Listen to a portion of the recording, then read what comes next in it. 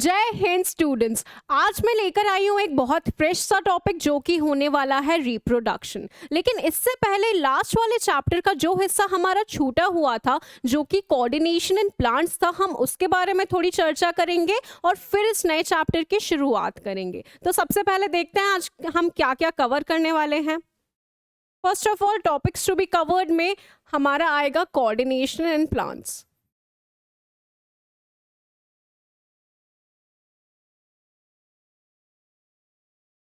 उसके बाद में आज हम शुरू करेंगे हमारा रिप्रोडक्शन चैप्टर। तो सबसे पहले रिप्रोडक्शन का इंट्रोडक्शन, उसके बाद में एसेक्सुअल रिप्रोडक्शन आज हम समझेंगे।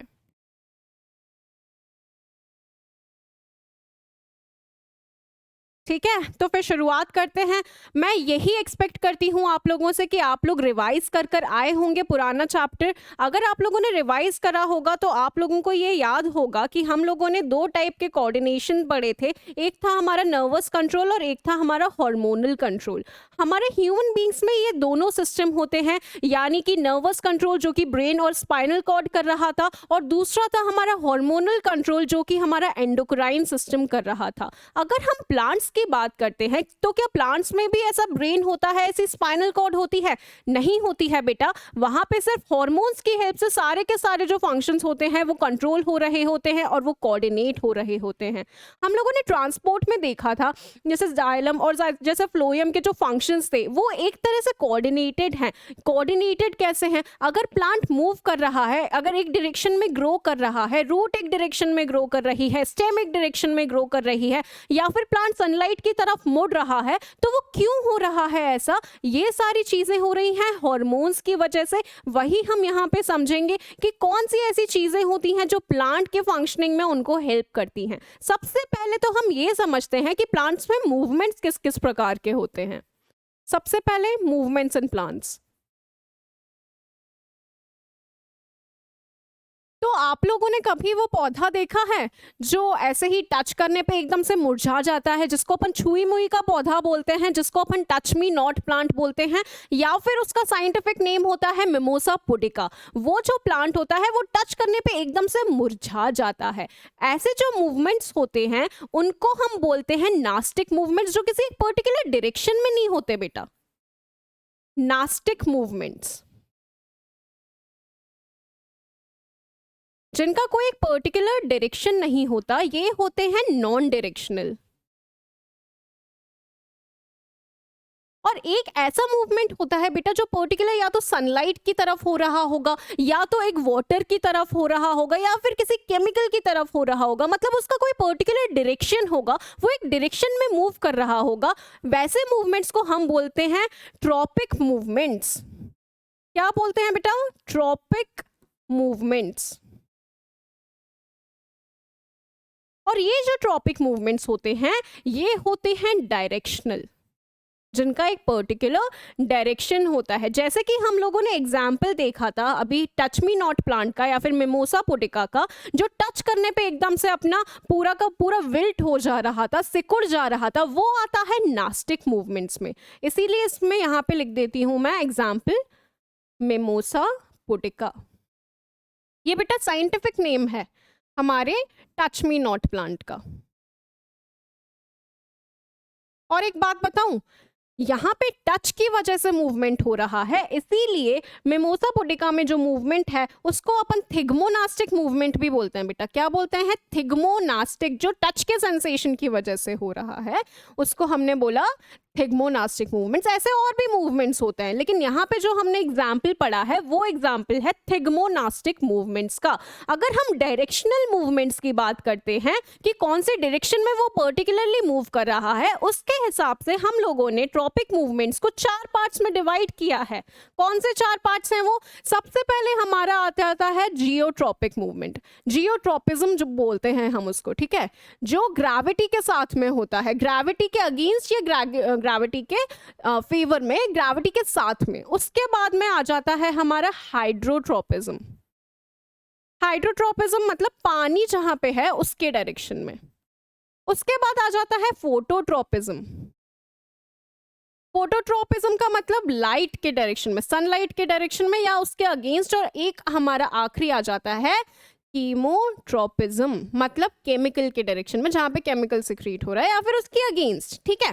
इन सारे जो मूवमेंट्स हैं इनको हम पॉजिटिव या नेगेटिव बोल सकते हैं। कैसे बोल सकते हैं समझाती हूँ। ये भी पॉजिटिव नेगेटिव, पॉजिटिव या नेगेटिव, पॉजिटिव या नेगेटिव, ठीक है। अब क्या होता है जियोट्रोपिज्म का मतलब क्या बेटा, ग्रेविटी के या तो फेवर में या तो ग्रेविटी के अगेंस्ट में। अब ग्रेविटी के साथ साथ में कौन चलता है, रूट्स का जो हमारा ग्रोथ होता है वो ग्रेविटी के डायरेक्शन में होता है, नीचे की तरफ होता है। न्यूटन के सर पे एप्पल गिरा था किसकी वजह से, ग्रेविटी की वजह से गिरा था ना।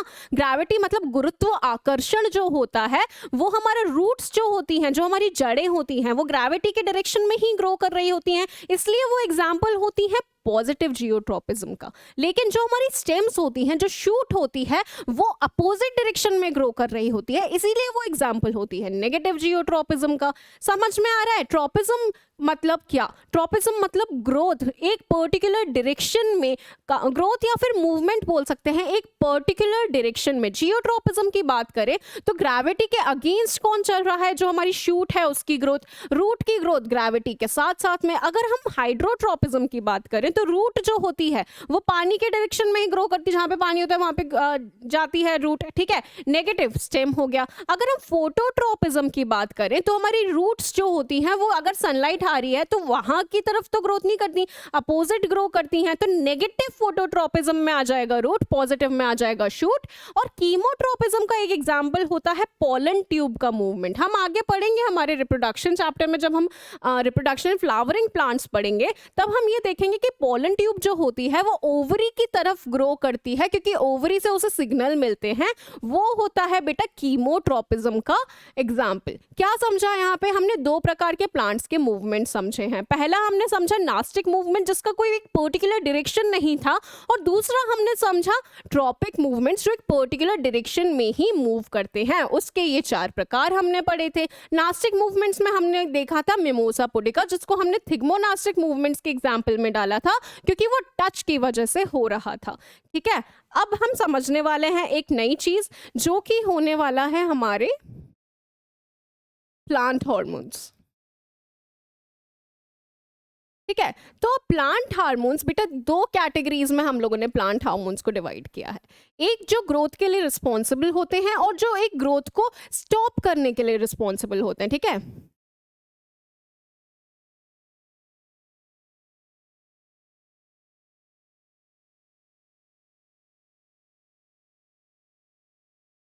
और एक जो होते हैं वो स्टॉप और प्रिवेंट ग्रोथ।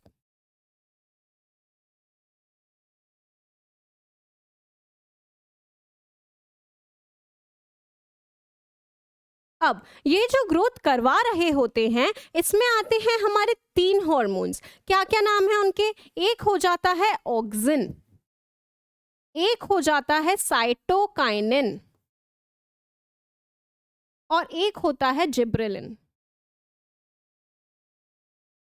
क्या बताया मैंने, प्लांट हार्मोन्स जो हैं हमारे, जो कंट्रोल और कोऑर्डिनेट करवा रहे हैं हमारे प्लांट्स को, उनको हमने दो हिस्सों में डिवाइड किया।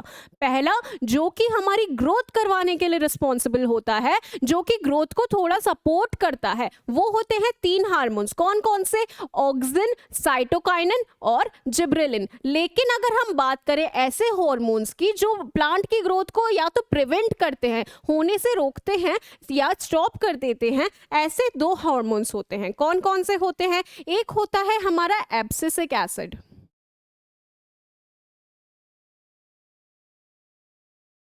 और एक और आ जाता है हमारा इथाइलिन, ठीक है। इन हार्मोन्स के नाम याद रखेंगे क्योंकि इन्हीं से अब आने वाले हैं हमारे फंक्शंस, ठीक है। अब हम समझने वाले हैं एक एक हार्मोन का पर्टिकुलर फंक्शन, वो किसके अगेंस्ट में काम करता है, किस तरह से काम करता है, ये सब अब हम समझने वाले हैं। सबसे पहले हम बात करते हैं हमारे हार्मोन ऑक्सिन की, ठीक है। अब क्या होता है, ये जो ऑक्सिन रहता है ना वो स्टेम की टिप पे प्रेजेंट रहता है। क्या मतलब मैम, देखो, ये सपोज एक स्टेम है। अब ऑक्सिन जो हमारा हार्मोन रहता है ना, उसको धूप से थोड़ा अच्छा नहीं लगता, वो धूप से थोड़ा दूर भागता है। तो यहाँ से अगर सनलाइट हमारी ये स्टेम पे आएगी, हमारी स्टेम की टिप है बेटा, ठीक है, अगर सनलाइट स्टेम की टिप पे आई तो हमारा ऑक्सिन यहाँ पे आ जाएगा, क्योंकि उसे धूप थोड़ी पसंद सी नहीं है। यहाँ पे हमारा ऑक्सिन आ गया। और मैंने क्या बोला था, ऑक्सिन हमारी ग्रोथ को प्रमोट करता है, ये करवाता है सेल का एलोंगेशन, सेल का इलोंगेशन। इसका मतलब क्या हो जाएगा कि ये जो हमारा हार्मोन है, ये हमारी जो ऐसी थी उसको ऐसा करवा देगा।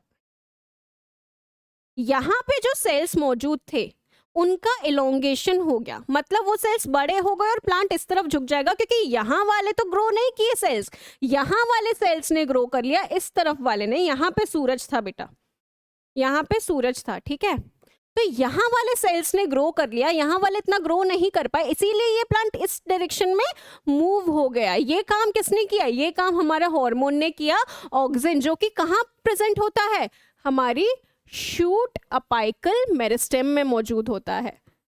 हम लोगों ने पढ़ा था ना श्याम भैया के बारे में, SAM, शूट अपाइकल मेरिस्टेम, जो कि हमारी एपेक्स की लेंथ बढ़ाने का काम कर रहा था, याद है ये? शूट अपाइकल मेरिस्टेम होता है बेटा, यहीं पे होता है हमारा हार्मोन ऑक्सिन।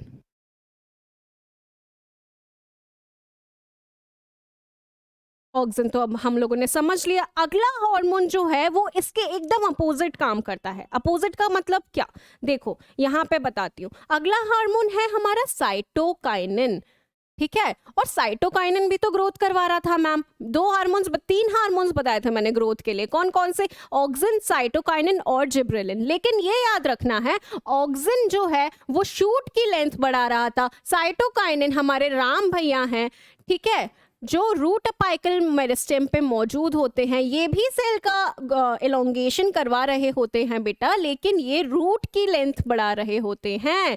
ये क्या कर रहे होते हैं, रूट सेल एलोंगेशन, ठीक है, ये भी ग्रोथ करवा रहे हैं, लेकिन रूट की ग्रोथ करवा रहे हैं। तो ऑक्सिन इस तरह से हमारी लेंथ बढ़वा रहा है, साइटोकाइनिन नीचे की तरफ हमारी लेंथ बढ़वा रहा है। इसीलिए ये जो दोनों हार्मोन्स होते हैं वो एक दूसरे के अगेंस्ट काम करते हैं। यहां पे लिख देती हूं, ऑक्सिन अगेंस्ट साइटोकाइनिन। ऑक्सिन किसके अगेंस्ट में काम करता है पूछा जाएगा, तो वो काम करता है साइटोकाइनिन। अगर ऑक्सिन हमारी स्टेम की लेंथ को बढ़ा रहा है तो हमारा साइटोकाइनिन रूट की लेंथ को बढ़ाता है। ऑक्सिन जो होता है वो शूट अपाइकल मेरिस्टेम में मौजूद होता है, बल्कि जो हमारा रूट अपाइकल मेरिस्टेम में मौजूद हार्मोन है वो होता है साइटोकाइनिन। यहां तक समझ में आ जाना चाहिए। दो हार्मोन्स हम लोगों ने कवर किए हैं, ठीक है, इसको आप ध्यान से देख लीजिए। अगले हार्मोन की तरफ बढ़ते हैं बेटा। अगला हार्मोन है हमारा एब्सिसिक एसिड।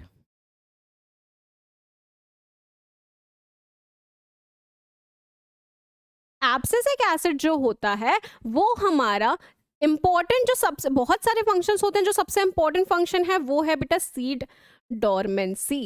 अब ये सीड डोरमेंसी क्या होता है, मैंने आप लोगों को ये बताया था कि कुछ ऐसे हार्मोन्स, दो ऐसे हार्मोन्स थे, एक एब्सिसिक एसिड और एक इथाइलिन।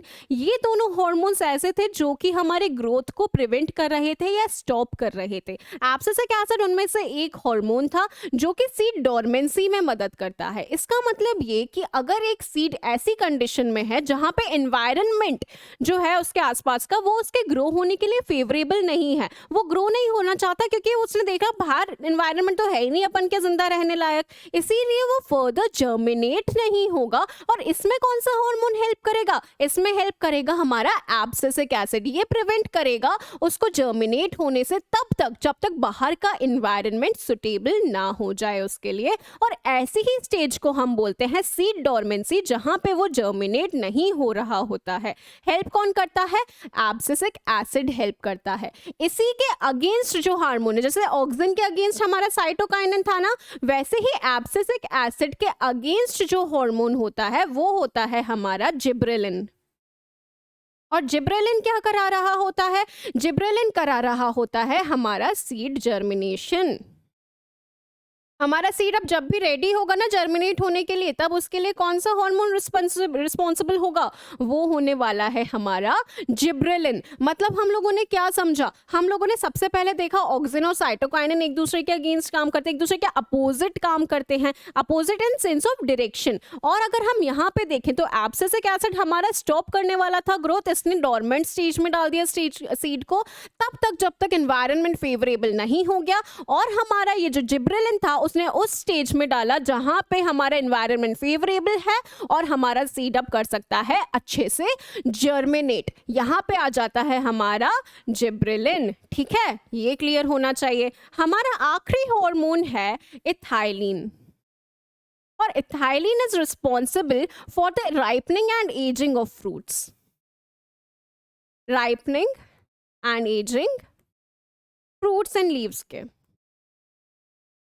राइपनिंग एंड एजिंग के लिए ये रिस्पॉन्सिबल होता है। अगर हम बहुत सारे पके हुए बहुत सारे कच्चे फ्रूट्स के बीच में एक पका हुआ फ्रूट डाल देंगे तो बाकी सारे जो फ्रूट्स हैं वो भी पक जाएंगे। क्यों? क्योंकि इथाइलिन रिलीज होता है पके हुए फ्रूट से। इथाइलिन जो है वही रिस्पॉन्सिबल होता है किसी भी फ्रूट के राइपन होने के लिए, एज करने के लिए। मतलब ये ग्रोथ को स्टॉप ही कर रहा है ना। ग्रोथ प्रमोट करने का मतलब तो उसको यंग करना है, ग्रोथ स्टॉप कर देने का मतलब कि अब भैया अब राइपन हो गए, अब तुम गिर जाओ। ठीक है, अब तुम्हारी एज हो गई है। राइपनिंग एजिंग के लिए जो रिस्पॉन्सिबल है हार्मोन वो इथाइलिन है। इस पे डबल स्टार मार्क कर लेना। फ्रूट राइपनिंग के लिए रिस्पॉन्सिबल हार्मोन पूछा जाता है, हम आंसर देकर आएंगे इथाइलिन। इस चीज को हम अच्छे से याद रखेंगे। ठीक है, यानी कि हमने मैम 5 हार्मोन्स पढ़ लिए। ठीक है, कौन कौन से 5 हार्मोन्स? 3 ऐसे हार्मोन्स जो ग्रोथ के लिए रिस्पॉन्सिबल थे, जो ग्रोथ करवा रहे थे।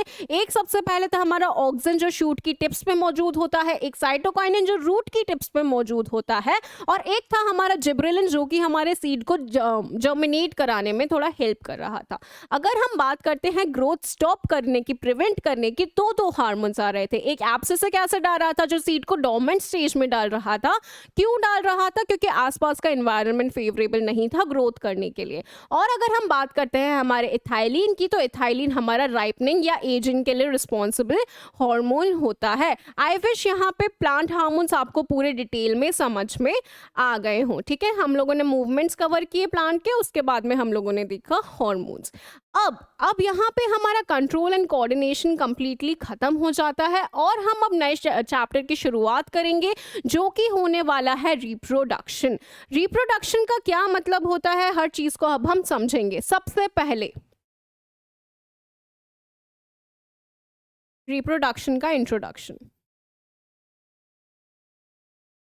क्या होता है रिप्रोडक्शन? रिप्रोडक्शन बेटा मैंने जब आपको हायरार्की बताई थी जिसका हम लोगों ने पीसीओ फंगस से याद रखा था, ठीक है, उसमें हम लोगों ने सबसे छोटा जो हायरार्की में डिवीजन पढ़ा था वो था हमारा स्पीशीज। और स्पीशीज जो होते हैं वो सबसे छोटे लेवल के होते हैं जो आपस में इंटरब्रीड करके अपनी जनरेशन को आगे बढ़ा सकते हैं। रिप्रोडक्शन का मेजर फंक्शन क्या है? क्यों करते हैं ऑर्गेनिजम्स रिप्रोडक्शन?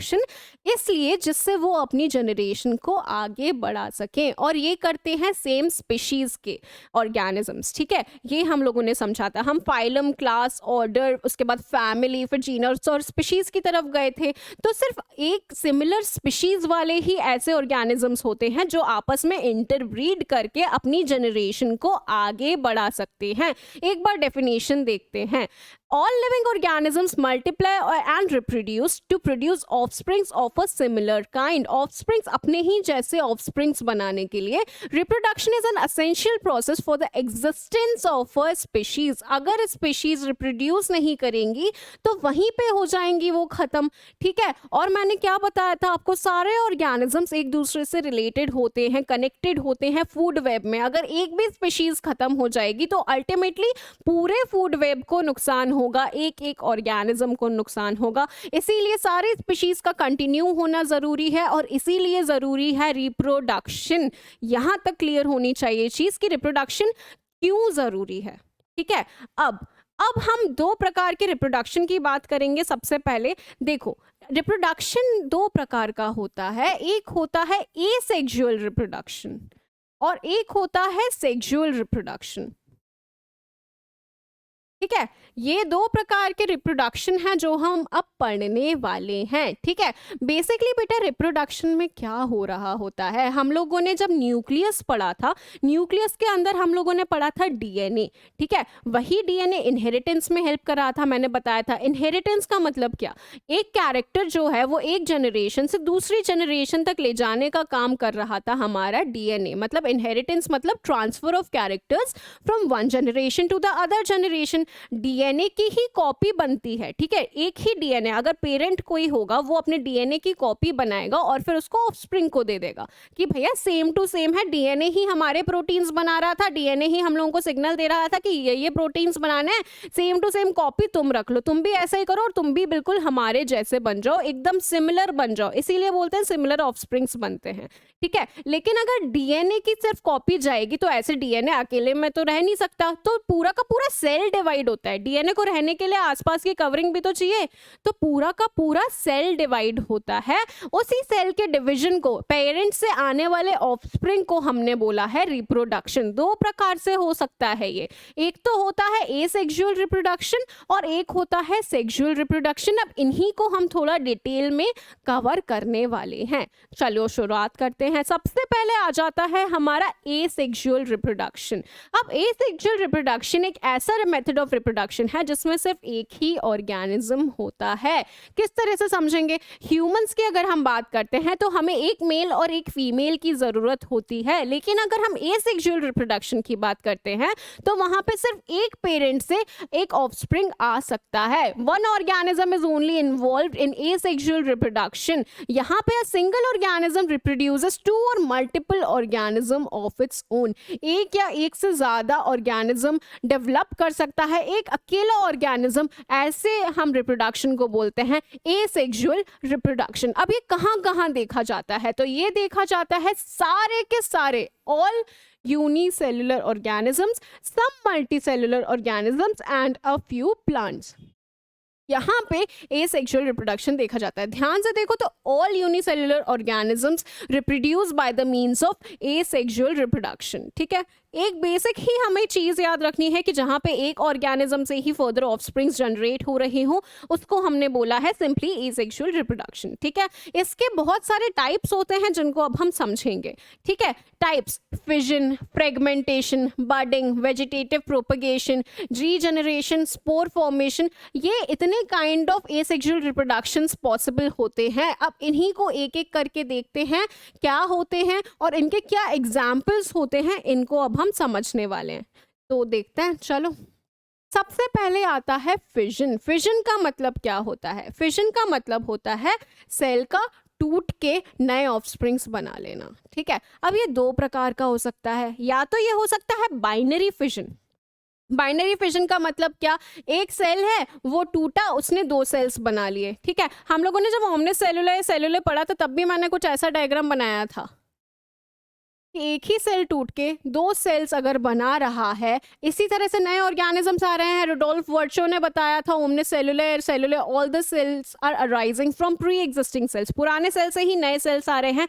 वहां पे उन्होंने माइक्रोस्कोप के नीचे कुछ ऐसे ही फिजन का प्रोसीजर देखा था जहाँ पे एक सेल दो सेल्स में डिवाइड हो जा रहा था। ये दिख रहा है तुम लोगों को, देखो ये एक सेल है। ठीक है, पहले तो न्यूक्लियस डिवाइड हुआ, फिर सेल ही डिवाइड हो गया, अब इसने दो सेल्स बना लिए। इसको बेटा हमने बोला बाइनरी फिजन, जहां पे एक ऑर्गेनिज्म से दो ऑर्गेनिजम्स बन रहे हैं, एक सेल से दो सेल्स बन रहे हैं, इसको हमने बोला है बाइनरी फिजन। लेकिन अगर हम बात करते हैं मल्टीपल फिजन की, तो यहाँ पे एक ही सेल से, एक ही ऑर्गेनिज्म से बहुत सारे ऑफस्प्रिंग्स बन रहे होते हैं। इजी है, नाम से ही समझ में आ रहा है, मल्टीपल फिजन, बहुत सारे ऑर्गेनिजम्स बनने वाले हैं। बाइनरी मतलब दो ऑर्गेनिजम्स बनने वाले हैं। ठीक है, तो हम लोगों ने यहाँ पे देखा है fission, binary fission, when the fission results in two daughter cells. अब जो हमारे दो सेल्स बने थे, ये हमारा था, ठीक है, इससे बने हमारे ब्रेक होकर दो सेल्स, इन दोनों को हमने बोला डॉटर सेल्स। अगर एक सेल डिवाइड होकर दो बना रहा है उसको हमने बोला है बाइनरी फिजन। ठीक है, एग्जाम्पल्स को बहुत अच्छे से याद रखेंगे, पैरामीशियम, अमीबा और लिशमैनिया। लिशमैनिया बेटा रिस्पॉन्सिबल होता है काला अजहर बीमारी के लिए। काला अजहर के लिए रिस्पॉन्सिबल होता है लिशमेनिया। ठीक है, तो कौन कौन से एग्जाम्पल्स पढ़े, एक हमारा पैरामीशियम, एक हमारा अमीबा, तीसरा हमारा लिशमेनिया। इन तीनों एग्जाम्पल्स को बहुत अच्छे से हम याद रखेंगे। ठीक है, अमीबा भी इसी तरह से डिवाइड करता है, पैरामीशियम भी इसी तरह से डिवाइड करता है, और जो हमारा काला अजहर करवा रहा है लिशमेनिया, वो भी बाइनरी फिजन करवाता है। अब अगर हम बात करते हैं मल्टीपल फिजन की, तो यहाँ पे मैनी डॉटर सेल्स आ जाते हैं, और इसका एग्जाम्पल हो जाता है हमारा प्लाज्मोडियम। क्या हो जाता है? प्लाज्मोडियम। मलेरियल पैरासाइट होती है हमारे प्लाज्मोडियम। मलेरिया की जो पैरासाइट होती है वो होती है प्लाज्मोडियम, और वो किस तरह से डिवाइड कर रही है? वो डिवाइड कर रही है with the help of multiple fission. ठीक है, एक ही सेल है, ठीक है, उसी से बहुत सारे डॉटर सेल्स बन रहे हैं, बहुत सारे, बाइनरी की तरह नहीं है, यहाँ पे बहुत सारे बन रहे हैं। ठीक है, ये हो गया हमारा मल्टीपल फिजन। हम लोगों ने यहाँ पे फिजन समझ लिया है। ठीक है, अगला समझते हैं। अगला हमारा हो जाता है फ्रेगमेंटेशन एंड रीजनरेशन। देखो, कभी कभार आप लोगों ने ऐसा देखा होगा कि छिपकली के पीछे अपन भागते हैं छिपकली को मारने के लिए, उसको भगाने के लिए, तो वो अपनी पूंछ छोड़ देती है। देखा है ना? उसको वो कैसे छोड़ती है पूंछ? वापस उसकी पूंछ आती नहीं है क्या? वापस रीजनरेट हो जाती है उसकी पूंछ। लिजर्ड्स में हम देखते हैं रीजनरेशन। रीजनरेशन मतलब वापस आ जाना किसी ऑर्गन का। लिजर्ड इसका एक बहुत फेमस एग्जाम्पल, बहुत कॉमन एग्जाम्पल है। ठीक है, वो अपनी पूंछ छोड़ देती है, वापस पूंछ को ग्रो कर लेती है, उसी को हम बोलते हैं रीजनरेशन। फ्रेगमेंटेशन की बात करें तो ऑर्गेनिज्म किस तरह से फ्रेगमेंटेशन से रिप्रोड्यूस करता है, ये हम देखते हैं। ये एक प्लेनेरिया है बेटा। ठीक है, आप मुझे कमेंट सेक्शन में बताएंगे कि प्लेनेरिया हमने कौन से किंगडम में, कौन से किंगडम के कौन से फाइलम में पढ़ा था हम लोगों ने प्लेनेरिया। ये आप मुझे कमेंट सेक्शन में बताएंगे, जिससे हम ये देख सकें कि हमें कितना ज़्यादा याद है। अगर याद भी नहीं है तो नोट्स पलटो, रिवाइज करो और फिर लिख कर आओ कमेंट सेक्शन में, कभी भूलोगे नहीं। प्लेनेरिया पे पहले एक क्वेश्चन भी आया था, मैंने बताया था कि ये फ्री लिविंग होते हैं। बस इतना ही बताऊंगी, नहीं तो मिल जाएगा तुम लोगों को थोड़ा सा आंसर उसका। प्लेनेरिया अगर हम बात करें तो प्लेनेरिया इस तरह से 3 पार्ट्स में डिवाइड, फ्रेगमेंट हो जाती है। फ्रेगमेंटेशन मतलब फ्रेगमेंट्स बन जाना, टुकड़े बन जाना। 3 टुकड़ों में डिवाइड हुई और तीनों टुकड़े रीजनरेट कर लेते हैं एक पूरा पूरा प्लेनेरिया बनाने के लिए। इसी तरह से करता है ये रिप्रोड्यूस बेटा। क्या बताया? फ्रेगमेंट्स बना लिए इसने खुद के, और फ्रेगमेंट्स बनाने के बाद में एक एक फ्रेगमेंट ने अपने आप को रीजनरेट कर लिया, और इसी तरह से ये रिप्रोड्यूस करते हैं। ठीक है, अब regeneration is the process of growing back the lost organ और body part by the organism. सबसे फेमस एग्जाम्पल हमारा लिजर्ड था इसका, रीजनरेशन का। फ्रेगमेंटेशन की अगर बात करें तो it is the process by which an organism gets fragmented into smaller pieces. बिल्कुल जैसा हमने अभी देखा, जो हमारा प्लेनेरिया था वो स्मॉल स्मॉल पीसेस में फ्रेगमेंट हो जा रहा था, और वही फिर जाके नए ऑर्गेनिज्म को डेवलप कर रहा था। एग्जाम्पल हो जाता है प्लेनेरिया, एग्जाम्पल हो जाता है हाइड्रा, एग्जाम्पल हो जाता है स्पाइरोगायरा। इन तीनों एग्जाम्पल्स को हम बहुत अच्छी तरह से अपने दिमाग में रखेंगे। ठीक है, आगे बढ़ते हैं। अब आगे हम आ जाते हैं स्पोर फॉर्मेशन के ऊपर। अब स्पोर फॉर्मेशन क्या होता है? स्पोर फॉर्मेशन सबसे पहले दिखता किस में है? तो ये दिखता है फंजाई में। फंजाई में दिखता है स्पोर फॉर्मेशन। स्पोर्स की हेल्प से ये रिप्रोड्यूस करते हैं। अब स्पोर्स क्या होते हैं? देखो, ये जो फंजाई होते हैं ना, इनमें हाइफे होते हैं बेटा। हाइफे के ऊपर क्वेश्चन आया था कि हमें हाइफे कहाँ देखने को मिलता है। ऐसे फिलामेंट्स होते हैं। जैसे सपोज अगर हम बात करें, ब्रेड मोल्ड होता है। ब्रेड जब सड़ जाता है तब उसके ऊपर फंगस डेवलप होता है, उसमें फिलामेंट्स हमें ब्लैक कलर के ऐसे फिलामेंट्स जैसे देखने को बोलते हैं, उनको हम बोलते हैं बेटा हाइफे। हाइफे कहाँ देखने को मिलते हैं? हाइफे हमें देखने को मिलते हैं फंगस में, और ये चीज़ आप लोग याद रखेंगे। ठीक है, अब इसमें ये एक ऐसा एक स्ट्रक्चर होता है जिसको हम बोलते हैं स्पोरेंजियम। ठीक है, इसी स्पोरेंजियम के अंदर बेटा होते हैं स्पोर्स। ठीक है, बहुत सारे स्पोर्स भरे होते हैं। अब ये स्पोरेंजियम जो है ये एकदम से बर्स्ट हो जाता है, स्पोर्स बाहर निकल जाते हैं, और यही स्पोर्स बाद में जाके नया ऑर्गेनिज्म बना लेता है। सिंपल, कुछ भी नहीं था। क्या हो रहा है स्पोर फॉर्मेशन में? एक थैली है जिसके अंदर स्पोर्स हैं, वो फट जाएगी, स्पोर्स बाहर निकल के नया ऑर्गेनिज्म बना लेंगे। उस थैली को हमने क्या बोला? उसको हमने बोला स्पोरेंजियम। और फंजाई में ये जो फिलामेंटस स्ट्रक्चर्स होते हैं इनको हम बोलते हैं हाइफी। बस इतना ही याद रखना है हमें स्पोर फॉर्मेशन में। अभी तक हम लोगों ने क्या पढ़ा? सबसे पहले हम लोगों ने देखा फिजन, जिसमें हम लोगों ने देखा बाइनरी फिजन, मल्टीपल फिजन। उसके बाद में हम लोगों ने कवर किया हमारा फ्रेगमेंटेशन एंड रीजनरेशन। उसमें हम लोगों ने एग्जांपल्स देखे प्लेनेरिया और हाइड्रा जैसे, स्पाइरोगैरा जैसे, ठीक है। उसके बाद में हम लोग आ गए थे स्पोर फॉर्मेशन के ऊपर। स्पोर फॉर्मेशन फंजाई कर रहा है। फंजाई में स्पोरेंजियम हमें देखने को मिलता है, जिसके अंदर बहुत सारे छोटे छोटे स्पोर्स भरे हुए रहते हैं। एक बार स्पोरेंजियम फटा और स्पोर्स बाहर निकल जाते हैं। जब भी अनफेवरेबल इन्वायरमेंट होता है तब स्पोरेंजियम एज इट इज रहता है, लेकिन जैसे फेवरेबल इन्वायरमेंट मिला वैसे ही स्पोर्स बाहर निकल के नया ऑर्गेनिज्म बना लेंगे, ठीक है। हाइफे हमने यहाँ पे देखे। चलो नेक्स्ट समझते हैं। नेक्स्ट है हमारा बडिंग, ठीक है। बडिंग का मतलब क्या होता है? एक ऑर्गेनिज्म है, सपोज ये एक पेन एक ऑर्गेनिज्म है, इससे छोटी सी एक बड निकलेगी, वो ग्रो होगी और फिर गिर जाएगी और फिर वो एक नया ऑर्गेनिज्म बना लेगी, ठीक है। नए बड का बनना किसी भी ऑर्गेनिज्म से हाइड्रा के एग्जाम्पल से बहुत इजीली समझ में आएगा। देखो यहाँ पे ये पेरेंट हाइड्रा है हमारा, ठीक है। पेरेंट हाइड्रा से एक छोटा सा यहाँ पे एक बड निकला, ठीक है, छोटा सा एक बड निकला।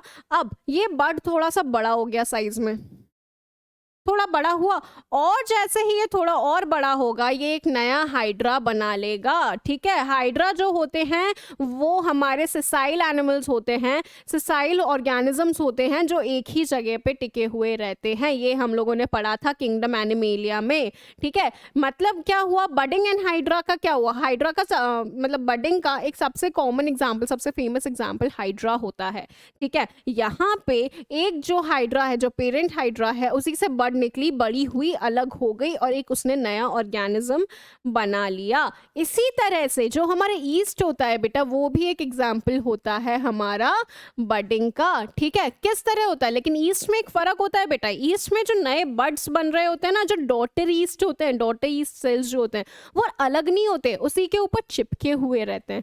देखो यहाँ पे पेरेंट ईस्ट सेल है, ये न्यूक्लियस है, बिल्कुल। एक बड बना, ठीक है, एक नया बड बना, उसमें न्यूक्लियस का थोड़ा सा पार्ट गया, जो अब न्यूक्लियस भी डिवाइड हो जाएगा। न्यूक्लियस भी डिवाइड हो गया, अब साइटोप्लाज्म भी डिवाइड हो जाएगा, ठीक है। उसके बाद में ये नए नए बहुत सारे बनते गए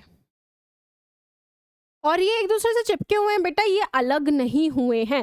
हाइड्रा में तो जो नया ऑर्गेनिज्म बना था वो थोड़ा बड़ा होकर अलग रहने लग गया था, लेकिन ये पेरेंट से चिपके हुए रहते हैं, जो डॉटर ईस्ट के जो सेल्स होते हैं, ठीक है। तो इसी से बन जाती है हमारी चेन ऑफ ईस्ट सेल्स। क्या बन जाती है? Chain of east sales. तो अगर हमसे पूछा जाएगा कि बडिंग के कौन कौन से एग्जाम्पल्स हैं, तो हम क्या बोलेंगे? सबसे पहला हाइड्रा, दूसरा ईस्ट। ईस्ट में और हाइड्रा में क्या डिफरेंस है? हाइड्रा में तो नया ऑर्गेनिज्म जो है वो अलग हो जाता है पेरेंट सेल से, लेकिन अगर हम बात करते हैं ईस्ट की तो वो अलग नहीं होती है पेरेंट ऑर्गेनिज्म से, ठीक है। चलो यहाँ पढ़ लिया। अब हमारा नया आ जाता है जो कि है वेजिटेटिव प्रोपगेशन, ठीक है। वेजिटेटिव प्रोपगेशन में क्या होता है? कुछ वेजिटेटिव पार्ट्स होते हैं प्लांट के, जैसे कि लीव्स हो गई हैं, स्टेम्स हो गई हैं, रूट्स हो गई, यहीं से हमारा नया प्लांट जनरेट होता है। जैसे आपने एक एग्जाम्पल देखा होगा ब्रायोफिलम का। ब्रायोफिलम में क्या होता है बेटा? पत्ती के ऊपर ही नए प्लांट्स आने लगते हैं, ठीक है। पत्ती के ऊपर नए प्लांट्स आते हैं ब्रायोफिलम में, और वो एक एग्जाम्पल है वेजिटेटिव प्रोपगेशन का। क्या हो रहा है वेजिटेटिव प्रोपगेशन में? लीव्स से, स्टेम से, रूट से ही नया पौधा आ जा रहा है, ठीक है, नया प्लांट आ जा रहा है। एग्जाम्पल्स देखते हैं, ठीक है। नेचुरल अगर वेजिटेटिव प्रोपगेशन की हम बात करें, जो हमें नेचुरली देखने को मिल रहा है, ठीक है। वेजिटेटिव प्रोपगेशन नेचुरल भी हो सकता है, आर्टिफिशियल भी हो सकता है। आर्टिफिशियल भी इसको यूज करते हैं हम लोग प्लांट्स ग्रो करने के लिए। नेचुरल जहाँ पे हो रहा है उसका देखें तो सबसे पहला आ जाता है लीव्स पे, जो मैंने आपको बताया कि एक पत्ती के ऊपर पौधा उग जाता है, वो है एग्जाम्पल उसका ब्रायोफिलम, ठीक है। उसके बाद में अगर स्टेम के ऊपर उग रहा है तो एग्जाम्पल आ जाता है टर्मरिक, जिंजर, टर्मरिक हल्दी, जिंजर अदरक, ठीक है। रनर्स या स्टिलोन्स जैसे ग्रास रनर्स हो गए या स्ट्रॉबेरीज हो गए, ये ऐसे इस तरह से इनकी स्टेम जो है वो लेट जाती है, ठीक है, मतलब जमीन के ऊपर, ठीक है। रनर्स होते हैं, इन्हीं के ऊपर ऐसे बीच बीच में पौधे उगने लगते हैं। ठीक है, एग्जाम्पल्स क्या हो गया, ग्रास रनर्स हो गया, स्ट्रॉबेरी। बल्ब्स में हो गया एग्जाम्पल अनियन, लिली। एक अनियन जो होता है उसको हम बोलते हैं अनियन का बल्ब, ठीक है, उसमें हो जाता है अनियन, लिली एक्सेट्रा। ठीक है, ये हमारे हो गए natural methods of vegetative propagation, जहाँ पे हमारे नेचुरली हमें ये देखने को मिल रहा है। अगर हम बात करते हैं आर्टिफिशियल मेथड्स की, तो उसमें cutting, grafting, layering, plant tissue culture, ये सारी चीज़ें आ जाती हैं। ठीक है, ये सब यूज़ होता है आर्टिफिशियली प्लांट्स को ग्रो करने में, किस में, लीव्स में, स्टेम्स में, रूट्स में, इन सब में। ठीक है, ये हमारा एक और तरीका हो गया एसेक्सुअल रिप्रोडक्शन का। ठीक है, मतलब हम लोगों ने एसेक्सुअल में क्या क्या पढ़ा है, एक बार रिवाइज करते हैं फटाफट से। सबसे पहले अपन लोगों ने देखा था फिजन, जिसमें हम लोगों ने मल्टीपल फिजन और बाइनरी फिजन को देखा। बाइनरी फिजन के हम लोगों ने एग्जाम्पल्स देखे थे, पैरामीशियम, अमीबा और लिशमेनिया। उसके बाद में हम लोगों ने देखा हमारा मल्टीपल फिजन, जिसमें हम लोगों ने एग्जाम्पल देखा प्लाज्मोडियम का। उसके बाद में हम लोगों ने देखा फ्रेगमेंटेशन एंड रीजनरेशन, और इसी में हम लोगों ने समझा था लिजर्ड वाला एग्जाम्पल, जो अपने ऑर्गन्स को रीजनरेट कर लेती है। फ्रेगमेंटेशन की अगर हम बात करें तो प्लेनेरिया जैसे ऑर्गेनिजम्स मल्टीपल फ्रेगमेंट्स में टूट जाते हैं और एक एक फ्रेगमेंट हमारा नया का नया ऑर्गेनिज्म बना लेता है। ठीक है, एग्जाम्पल्स याद रखेंगे, प्लेनेरिया, हाइड्रा, स्पाइरोगायरा। स्पाइरोगायरा हमारा मल्टी सेलुलर होता है। ठीक है, उसके बाद में हमारा स्पोर फॉर्मेशन आ जाता है। स्पोर फॉर्मेशन मतलब जो फंजाई में हमें देखने को मिल रहा है, यहाँ पे हमने हाइफी देखे, यहाँ पे हमने स्पोरेंजियम देखा, जो एक थैली थी जिसके अंदर स्पोर्स बंद थे। अगर अनफेवरेबल कंडीशन होगी तो ये थैली नहीं फटेगी, फेवरेबल कंडीशन होते ये थैली फट जाएगी और स्पोर्स बाहर फैल जाएंगे और नए नए ऑर्गेनिजम्स बनाने लग जाएंगे। ठीक है, उसके बाद में हमारा बडिंग आया था। बडिंग का मतलब क्या हुआ था, हमारे ऑर्गेनिज्म से एक छोटा सा बड निकल रहा था। दो एग्जाम्पल्स हम लोगों ने देखे थे। एक एग्जाम्पल था हमारा हाइड्रा का, जहां पे इस ऑर्गेनिज्म से एक छोटा सा बड निकल रहा था, जो थोड़ा सा और बड़ा होके एक नया ऑर्गेनिज्म डेवलप कर रहा था, पेरेंट सेल से अलग होके, पेरेंट जो ऑर्गेनिज्म है उससे अलग होके। ईस्ट का एग्जाम्पल जब हमने देखा था तब वो इसमें ऐसे ही चेन बनाते जा रहे थे जो डॉटर सेल्स थे। ठीक है, यहाँ पे हमने ये समझा। उसके बाद में हमने वेजिटेटिव प्रोपगेशन को समझा था, ब्रायोफिल्म जैसे हमने एग्जाम्पल्स देखे थे यहाँ पे। ठीक है, नेचुरल आर्टिफिशियल दो प्रकार का होता है। सेक्सुअल रिप्रोडक्शन की बात करेंगे तो यहाँ पे 2 इंडिविजुअल्स का होना बहुत ज़्यादा ज़रूरी है। जब 2 इंडिविजुअल्स होंगे, एक मेल एक फीमेल, तभी जाके हमारा सेक्सुअल रिप्रोडक्शन हो पाएगा। एसेक्सुअल सिर्फ एक ऑर्गेनिज्म की वजह से हो रहा था, सेक्सुअल रिप्रोडक्शन में 2 ऑर्गेनिजम्स का होना बहुत ज़्यादा ज़रूरी है। ठीक है, अब ये थोड़े कॉम्प्लेक्स ऑर्गेनिजम्स में देखने को मिलता है। हमने वहाँ पे सारे जो ऑर्गेनिजम्स देखे थे वो थोड़ा सिंपलर साइड में थे। हम लोगों ने जब हमारा किंगडम्स पढ़े थे, जब हम लोगों ने डाइवर्सिटी पढ़ा था, तब हम सिंपलर से कॉम्प्लेक्स की तरफ गए थे ना बेटा। तो सिंपलर जो ऑर्गेनिजम्स होते हैं ना, उसमें मोस्ट कॉमनली हमें एसेक्सुअल रिप्रोडक्शन देखने को मिलता है। लेकिन जब हम बात करते हैं हमारे सेक्सुअल रिप्रोडक्शन की, तो वो हमें देखने को मिलता है कंपैरेटिवली थोड़े कॉम्प्लेक्स ऑर्गेनिजम्स में। ठीक है, अब यहाँ पे क्या होता है, जैसे मैंने बताया था डीएनए जो है वो कॉपी बना लेता है और वैसा ही फिर बच्चे में आ जाता है। यहाँ पे क्या हो रहा है, यहाँ पे दोनों पेरेंट्स के डीएनए की कॉपी आ रही है, कंबाइन हो रही है और फिर एक ऑफस्प्रिंग बन रहा है। हम हमारे मम्मी के कुछ कैरेक्टर्स लेते हैं, कुछ पापा के कैरेक्टर्स लेते हैं। ठीक है, मतलब हम किसी एक ऑर्गेनिज्म जैसे नहीं देख रहे, हम या तो एकदम ही मम्मी, एक तो एकदम ही पापा जैसे नहीं हो रहे हैं, दोनों के फीचर्स आते हैं हमारे अंदर। ठीक है, मतलब कि मेल और फीमेल दोनों अपना डीएनए देते हैं, जिससे बनता है ऑफस्प्रिंग का डीएनए। ये है हमारा सेक्सुअल रिप्रोडक्शन और इसी को अब हम समझने वाले हैं। ठीक है, सबसे पहले हम देखने वाले हैं हमारे फ्लावरिंग प्लांट्स में सेक्सुअल रिप्रोडक्शन, कि किस तरह से फ्लावर्स के कौन कौन से पार्ट्स होते हैं, किस तरह से वो एक सीड बनाता है, एक सीड एक फ्रूट बनाता है, ये सब हम समझने वाले हैं sexual reproduction in flowering plants के अंदर। सबसे पहले कुछ एक इनके जो छोटे छोटे कैरेक्टर्स होते हैं उनको हम समझते हैं। हमारा जो ये फ्लावरिंग प्लांट है, ठीक है, फ्लावरिंग प्लांट्स किस में आए थे, फ्लावरिंग प्लांट्स हमारे आए थे एंजियोस्पर्म्स में। एंजियोस्पर्म्स जिसमें सीड कवर्ड थे, उन्हीं को सिर्फ हमने बोला था फ्लावरिंग प्लांट्स। तो यहाँ पे बेटा हम किसकी बात करने वाले हैं, एंजियोस्पर्म्स की बात करने वाले हैं। ठीक है, उसमें जो हमारा मेल वाला होता है वो होता है स्टेमन।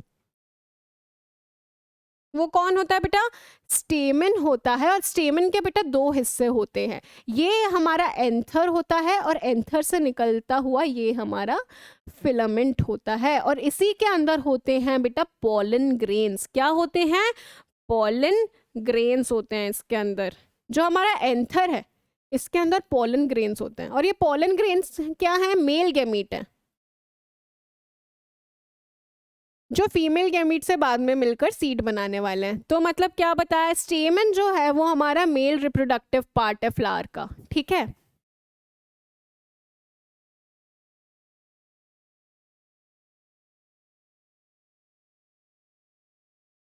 मेल रिप्रोडक्टिव ऑर्गन कौन है, स्टेमन है। और स्टेमन में दो हिस्से होते हैं, एक होता है हमारा एंथर और उसी से निकलता हुआ ऐसा फिलामेंट। इस एंथर के अंदर मौजूद होते हैं बहुत सारे पोलन ग्रेन्स। कभी कभार हम ऐसे फूलों को हाथ लगाते हैं और हमारे हाथ पे येलो येलो ऐसे छोटे माइक्रोस्कोपिक से पार्टिकल्स देखने को मिलते हैं हमें, वो होते हैं बेटा पोलन ग्रेन्स, वो होते हैं मेल गैमीट्स, ठीक है। उसके बाद में अगर हम फीमेल रिप्रोडक्टिव ऑर्गन की बात करें तो उसको हम बोलते हैं पिस्टिल। फीमेल रिप्रोडक्टिव ऑर्गन जो है वो है हमारा पिस्टिल, और पिस्टिल के अंदर आता है बेटा स्टिग्मा, उसके अंदर आता है स्टाइल, ओवरी और ओव्यूल। अब इसको समझाती हूँ। ये है हमारा स्टिग्मा, ठीक है, स्टिग्मा से निकलता हुआ ये ट्यूब जिसको हमने बोला है स्टाइल, और ये है हमारी ओवरी जिसके अंदर हमारा ओव्यूल होता है। ओव्यूल के अंदर क्या है, ओव्यूल के अंदर ही वो एग है जिससे हमारा पोलन ग्रेन जो है वो फ्यूज होने वाला है। किसके अंदर है, हम लोगों ने पढ़ा है पिस्टिल, ठीक है। पिस्टिल के अंदर क्या है, स्टिग्मा, स्टाइल, ओवरी, ओव्यूल, ठीक है। एक बार यहाँ पे लिख देते हैं। अगर हम बात कर रहे हैं, इसको क्लियर करते हैं मेल की, तो मेल में होता है हमारा स्टेमन, ठीक है। स्टेमन होता है, स्टेमन के दो कौन से पार्ट्स होते हैं, स्टेमन को यहाँ पे समझाते हैं, एक सेकेंड।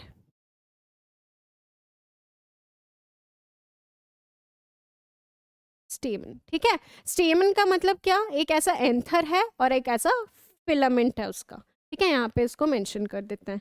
ये है बेटा हमारा एंथर और ये है हमारा फिलामेंट। बेटा क्वेश्चन कैसे आएंगे पता है इससे, filament is a part of, तो हम आंसर क्या देखेंगे, आंसर हम लिखेंगे स्टेमन। फिलामेंट किसका पार्ट है, स्टेमन का पार्ट है, और ये क्या है, मेल रिप्रोडक्टिव ऑर्गन है। अब इसी में क्या आ जाते हैं, एंथर में ही हमारे पोलन ग्रेन्स, ठीक है। उसके बाद में हम बात करते हैं हमारे फीमेल की, तो उसमें आ जाता है कुछ ऐसा स्ट्रक्चर,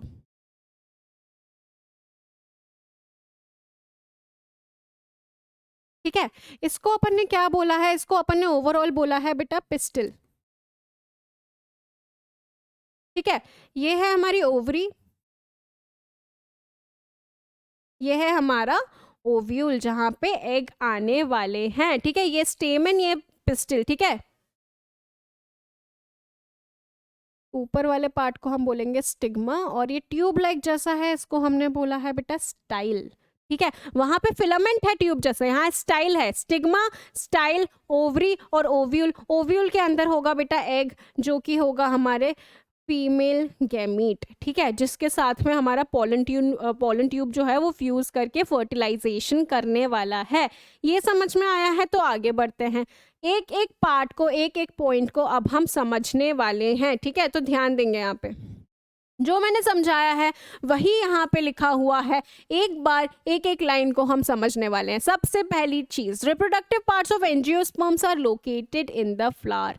हम एंजियोस्पर्म्स की अगर बात कर रहे हैं तो उनका जो फूल होता है, फ्लावर होता है, उसके अंदर ही हमने पढ़ा मेल और फीमेल गैमीट, उसी के अंदर हमने पढ़े मेल और फीमेल रिप्रोडक्टिव ऑर्गन्स। तो मतलब जो रिप्रोडक्टिव पार्ट्स हैं वो कहाँ मौजूद हैं एंजियोस्पर्म्स के, ये क्वेश्चन बन सकता है। तो आंसर जाएगा फ्लावर, फ्लावर के अंदर मौजूद होते हैं। नेक्स्ट पॉइंट, फ्लावर यूनिसेक्सुअल भी हो सकता है और बाइसेक्सुअल भी हो सकता है। इसका मतलब क्या है, यूनिसेक्सुअल का मतलब बेटा जिसमें या तो स्टेमन होगा या तो पिस्टिल होगा, ठीक है। और अगर उसमें दोनों स्टेमन और पिस्टिल हैं तो हम उसको बोलेंगे बाइसेक्सुअल, ठीक है। सबसे पहला हमारा क्या आ गया, यूनिसेक्सुअल, जिसमें स्टेमन और जिसमें पिस्टिल दोनों मौजूद होंगे एक ही फ्लावर के अंदर, एक ही फूल के अंदर, मेल और फीमेल दोनों रिप्रोडक्टिव ऑर्गन्स मौजूद होंगे, ठीक है, तो उसको हमने क्या बोला है, उसको हमने बोला है यूनिसेक्सुअल। एग्जाम्पल्स हम बहुत अच्छे से याद रखेंगे, एक हो जाता है पपाया, एक हो जाता है वाटरमेलन। लेकिन अगर हम बात करते हैं हमारे बाइसेक्सुअल फ्लावर्स की, जिसमें या तो जिसमें हमारे दोनों स्टेमन और पिस्टल मौजूद होते हैं, तो उसका एग्जाम्पल हो जाता है हिबिस्कस और मस्टर्ड। एग्जाम्पल्स को बहुत अच्छी तरह से याद रखेंगे, ठीक है।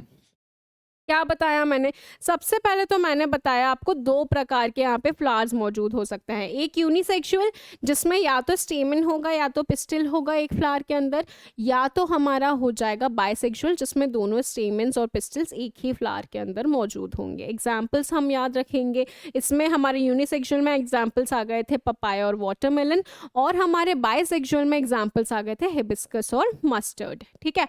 उसके बाद में स्टेमन is the male reproductive part, बिल्कुल हमने पढ़ा, हमने स्टेमन के पार्ट्स भी पढ़े, एंथर और फिलामेंट, ठीक है। And it produces pollen grains that are yellowish in colour, हमारे पॉलन ग्रेन्स को प्रोड्यूस करता है जो कि हमारे मेल गैमीट्स हैं बेटा। उसके बाद में pistil is present in the centre of the flower and is the female reproductive part. हमने पिस्टिल को भी पढ़ा, हमने पिस्टिल में क्या पढ़ा, स्टिग्मा, स्टाइल, ओवरी, ओव्यूल्स, ठीक है। ये हमारे किसके पार्ट हो जाते हैं, ये हमारे हो जाते हैं female reproductive parts.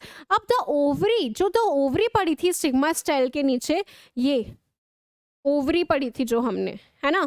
The ovary contains ovules and each ovule has an egg cell, और ईच ओव्यूल, ओव्यूल कहाँ पड़ा था बेटा, ये ओवरी थी, ओवरी के अंदर ओव्यूल था और यहीं पे हमारा बीच में एग सेल था, ठीक है। एग सेल ही हमारा फीमेल गैमीट था, ठीक है। अब क्या होता है, male germ cell produce by pollen grain fuses with the female gamete present in the ovule. क्या लिखा हुआ है यहाँ पे, मेल जर्म सेल कौन प्रोड्यूस कर रहा है, पॉलन ग्रेन, ठीक है। पॉलन ग्रेन के अंदर हमारा मेल जर्म सेल मौजूद है, ठीक है। तो पॉलन ग्रेन जो है वो हमारा जाएगा भैया पिस्टिल के पास में। पॉलन ग्रेन आया कहाँ से, एंथर से आया, देखो यहाँ से, देखो यहाँ से हमारा पॉलन ग्रेन आया, ठीक है।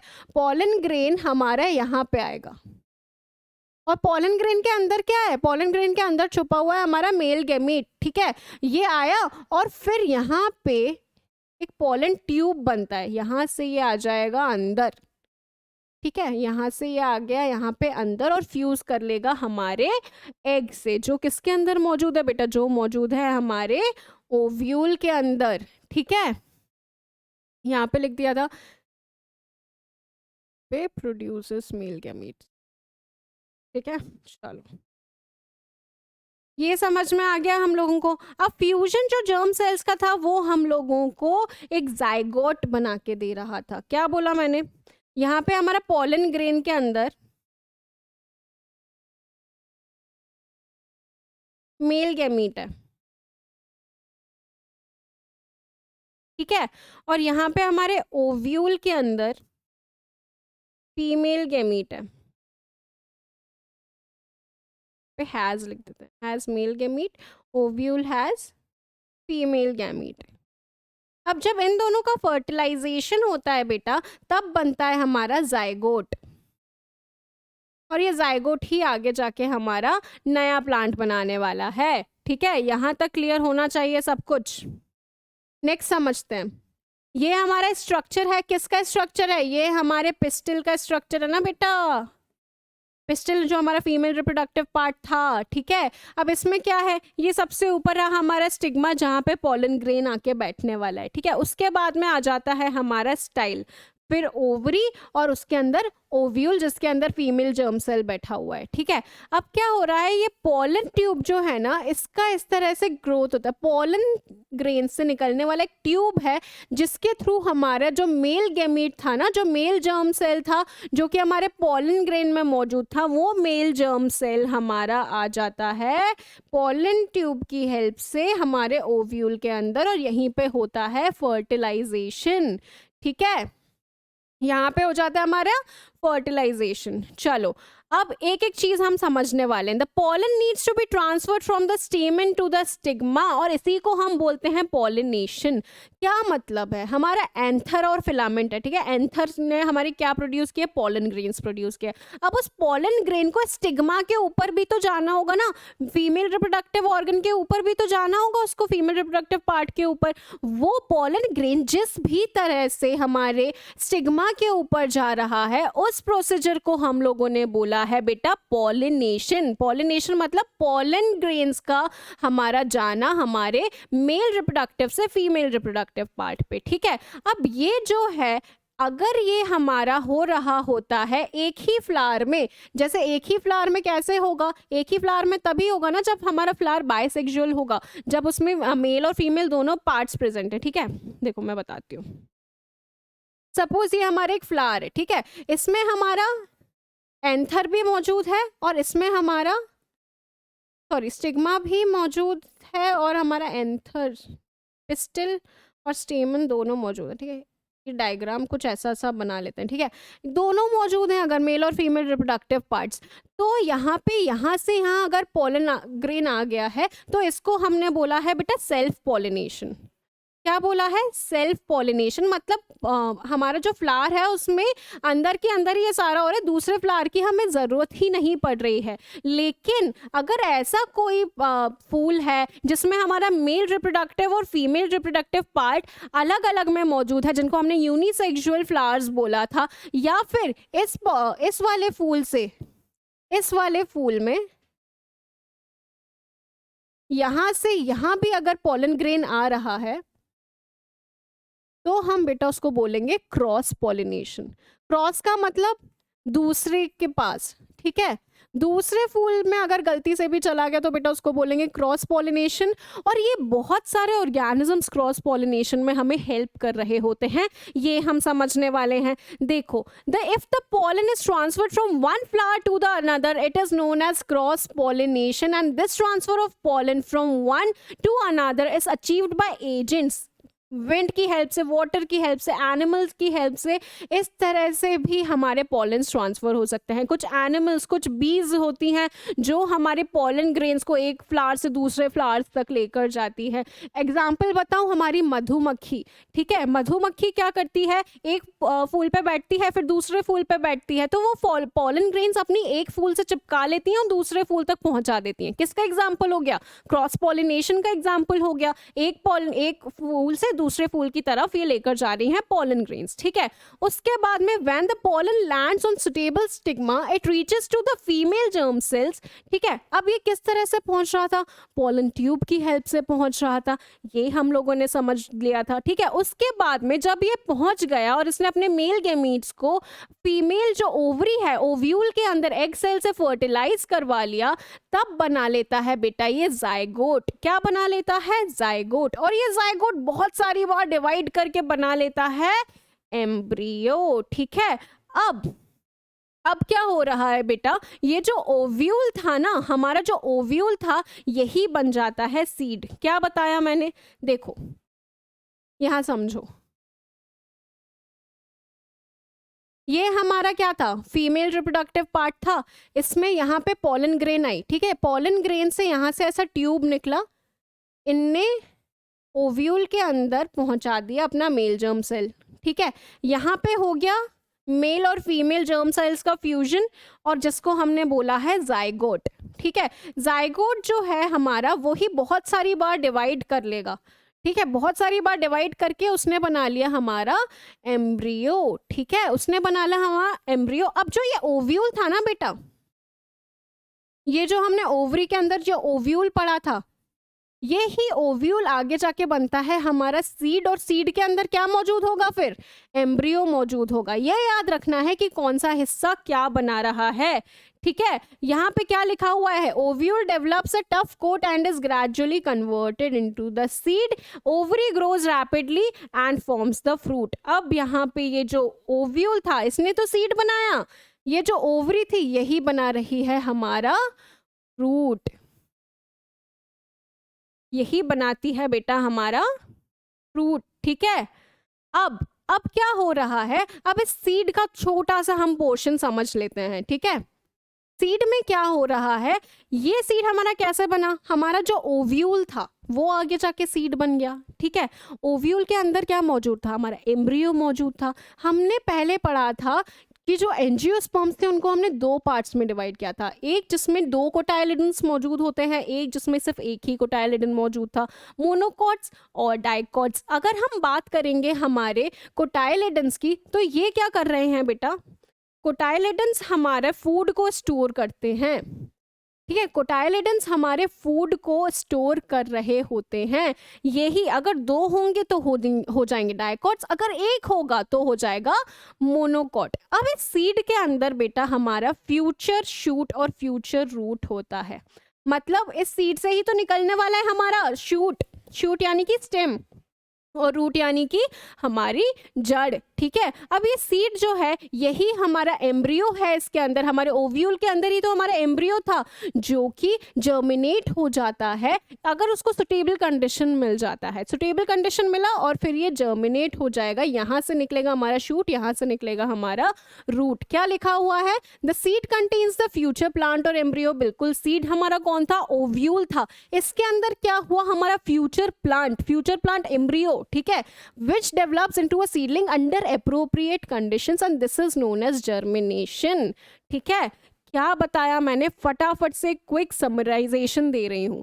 देखो, हम लोगों ने समझा हमारा मेल रिप्रोडक्टिव पार्ट जिसको हमने बोला स्टेमन, जिसमें कौन था, एक एंथर, उससे निकलता हुआ फिलामेंट। फीमेल जो पढ़ा, फीमेल में हम लोगों ने समझा हमारा पिस्टिल जिसमें स्टिग्मा, स्टाइल, ओवरी, और ओवरी के अंदर था ओव्यूल। अब क्या हुआ, जो हमारा एंथर था वहां से पॉलन ग्रेन आया, ठीक है। पॉलन ग्रेन क्या लेकर आ रहा है अपने कंधे पे, मेल जर्म सेल्स, ठीक है। मेल जर्म सेल्स वो लेकर आया हमारे स्टिग्मा के पास, पॉलन ट्यूब बना, पॉलन ट्यूब के थ्रू वो गया हमारी ओवरी के अंदर, ठीक है। ओवरी के अंदर कौन मौजूद है, ओव्यूल, और ओव्यूल के अंदर है हमारे फीमेल जर्म सेल्स, ठीक है। अब ओव्यूल के अंदर तक गया वो पॉलन ट्यूब और फीमेल जर्म सेल्स से उसने मेल जर्म सेल्स को फ्यूज करवा दिया। क्या बना, जाइगोट बना। जाइगोट के बहुत सारे डिविजन्स हुए, क्या बन गया, एम्ब्रियो बन गया। एम्ब्रियो किसके अंदर है, ओव्यूल के अंदर है। ओव्यूल ही बेटा आगे जाके सीड बनने वाला है और ओवरी आगे जाके बनती है फ्रूट, फ्रूट के अंदर सीड, सीड के अंदर एम्ब्रियो। अब ये जो एम्ब्रियो है, जब ये एम्ब्रियो शूट और रूट बना लेता है, एक नया स्टेम और रूट बना लेता है, शुरुआत जब करता है बेटा उसको बोलते हैं जर्मिनेशन।